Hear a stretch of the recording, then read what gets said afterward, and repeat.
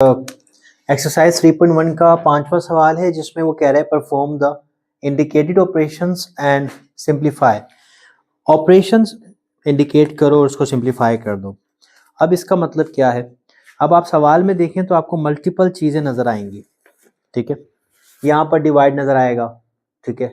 यहाँ पर एलसीएम होता हुआ नज़र आएगा, यहाँ पर भी आप देखें एलसीएम होता हुआ नज़र आएगा। इस सवाल में थोड़ी सी करेक्शन मुझे करनी पड़ेगी। यहाँ पर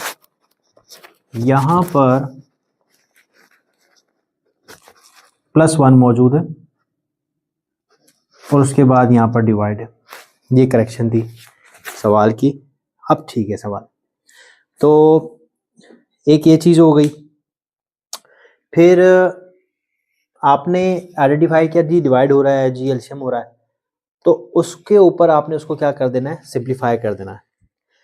अब मैं आपसे ये पूछूं कि आपको एलसीएम आ गया तो आपका आंसर क्या होगा, मुझे कमेंट में बताएं।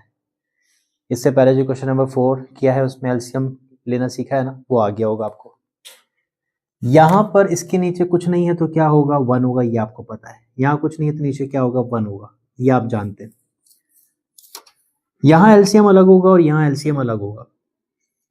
कैसे, मैं बताता हूँ। ये ब्रैकेट के अंदर आप एक फ्रैक्शन लगाओ इन दोनों की जगह और आप यहाँ पे y² - x² और ये 1 दोनों लिख लो। शायद हमने आपको यही सिखाया कि दोनों को ही आप नीचे लिख लोगे। आपने दोनों को नीचे लिख लिया। अब आपने क्रॉस मल्टीप्लाई करना है। x² के साथ कौन मल्टीप्लाई होगा, ये 1, ठीक है। और 1 के साथ कौन मल्टीप्लाई होगा, ये दोनों, 4y² - x²। यहां तक बात समझ में आई बच्चों आप लोगों को? मैं उस मेथड से लेके चल रहा हूं जो मैंने क्वेश्चन नंबर 4 में आपको सिखाया। दोनों को लिख लिया यहाँ पे, फिर क्रॉस मल्टीप्लाई करवा दिया दोनों को। यहां तक बात क्लियर है? यहां की बात करूं तो दोनों की जगह यानी दोनों को ही लिखना पड़ेगा। 2y भी लिख दिया, 1 भी लिख दिया, यहाँ पे दोनों को लिख दिया। फिर क्रॉस मल्टीप्लाई होगा, 1 के पास जाके मल्टीप्लाई होगा 2y और 1 जाके मल्टीप्लाई होगा x से, ठीक है जी। यहाँ तक बात क्लियर हो गई आपको? अब आपने क्या करना है, इस ब्रैकेट को मजीद सिंप्लीफाई करना है, ठीक है। x² को 1 से मल्टीप्लाई कराओगे x² आएगा। ये 1 को इन दोनों से मल्टीप्लाई कराओगे, आप अच्छे से जानते हो यही आंसर आएगा जो ब्रैकेट के अंदर है। डिवाइड में आप 1 से मल्टीप्लाई करवाओ इस 1 को इन ब्रैकेट से, तो यही आंसर आएगा। ये भी आप अच्छे से जानते हैं। ये आप मल्टीप्लाई करवाएं इसको, 2y 1 = 2y - x 1 = x divided by 2y। ये देखें ये प्लस का x², ये माइनस का x² कैंसिल हो गया। और आप नेक्स्ट स्टेप में जो काम करने वाले हैं वो आपने क्लास 7-8 में किया होगा, डिवाइड को मल्टीप्लाई में चेंज करना। डिवाइड को मल्टीप्लाई में चेंज करते हैं जब, तो आगे वाली वैल्यू रेसिप्रोकल हो जाती है। नीचे वाली वैल्यू ऊपर, ऊपर वाली वैल्यू नीचे। यह आपको बात समझ में आई?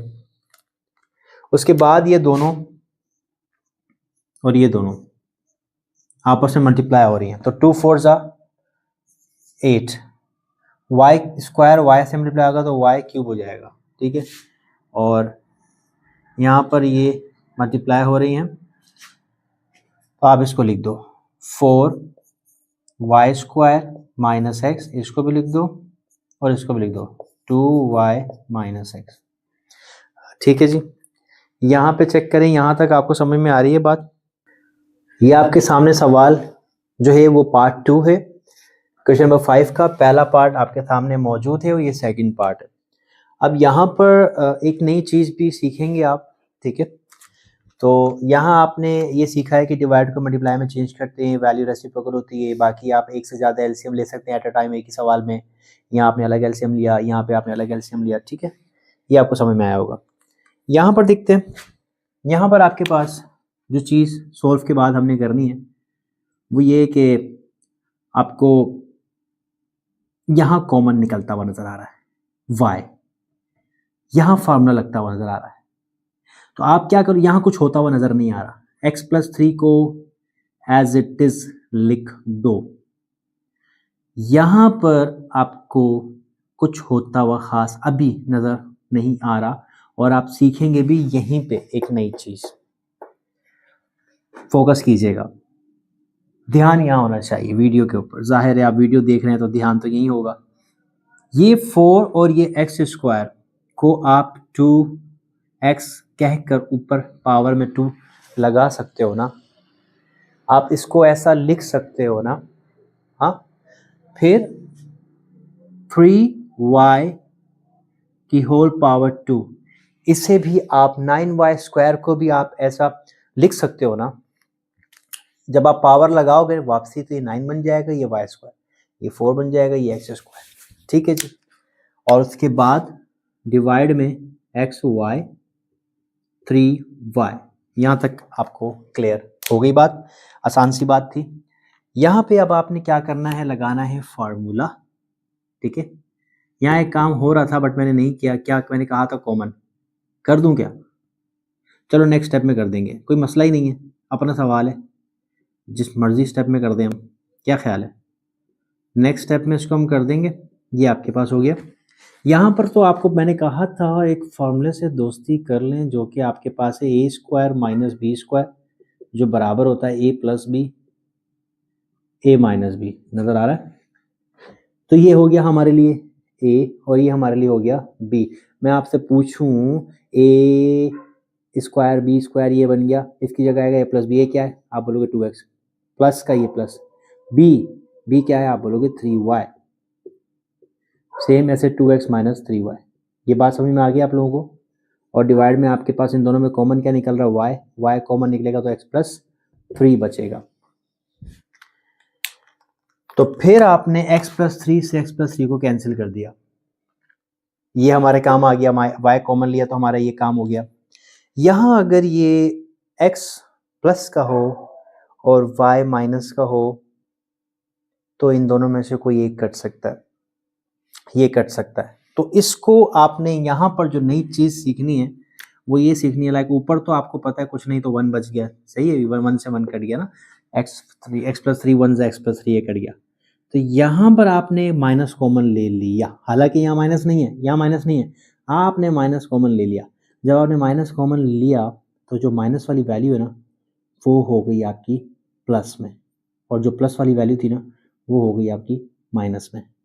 ये कमाल है, आपने माइनस। अच्छा, अगर आपको ये बात समझ में नहीं आई है ना बच्चों, तो इसको मैं मज़ीद भी आपको अच्छे तरीके से समझा सकता हूँ कि आप माइनस वाली वैल्यू को पहले लिख दो और प्लस वाली वैल्यू को बाद में लिख दो। ठीक है, कोई मसला नहीं है। और यहाँ पे 2x + 3y और यहाँ पे 2x - 3y और डिवाइड में आपके पास है y, कोई मसला नहीं है। अब आप यहाँ पे कॉमन ले लो, कॉमन ले लो आप यहाँ पे माइनस, तो आपके पास ये हो जाएगा माइनस वाला प्लस में, प्लस वाला माइनस में, माइनस प्लस माइनस। अब समझ में आया होगा आप लोगों को। और यहाँ पर आपके पास इसको माइनस को कॉमन लेने से फ़ायदा जो है वो भी दिखाता हूँ। फ़ायदा ये हुआ कि ये आपस में कैंसिल हो गया, 2x - 3y और 2x - 3y, ये माइनस ऊपर शिफ्ट हो जाएगा 1 के पास, कोई मसला नहीं है। ठीक है, ये जब आपका ये कैंसिल हुआ ना तो यहाँ पे 1 आया, यहाँ भी 1 आया। ठीक है ना। तो अब आपने क्या करना है कि आपने यहाँ लिखा ऊपर ये वाला 1 जो ऊपर बचा है और ये जो नीचे 1 बचा है ये लिख दिया, माइनस प्लस बचा हुआ है ना, और यहाँ पर आपके पास बचा हुआ है 2x + 3y और यहाँ बचा हुआ है y। ये डॉट का मतलब मल्टीप्लाई होता है बच्चों, ये जो ऊपर से डॉट चलता हुआ आ रहा है ना, ये पॉइंट नहीं है, मल्टीप्लाई। तो आप क्या कर दोगे, इन दोनों का आपस में मल्टीप्लाई कर दोगे आमने सामने, इन दोनों का आपस में मल्टीप्लाई कर दोगे आमने सामने। तो ये आपके पास हो जाएगा 2x + 3y, ब्रैकेट के अंदर रखिएगा क्योंकि ये -7 आएगा, और डिवाइड में आपके पास आ जाएगा y। ये आपके पास आंसर है बच्चों। ये देख लो सवाल, क्वेश्चन नंबर 5 का पार्ट 1, पार्ट 4, पार्ट 2।